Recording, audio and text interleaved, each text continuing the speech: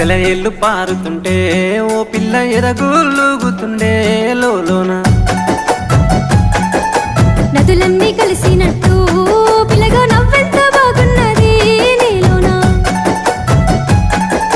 గాజుల సప్పులు గలుగల్లు మోగంగా గజ్జెల పట్టీలు గంతేసి ఆడంగా వరిగడ్డి మోపు ఎత్తి ఓ పిల్ల వయ్యారి నడుము పవే ఈ వేళ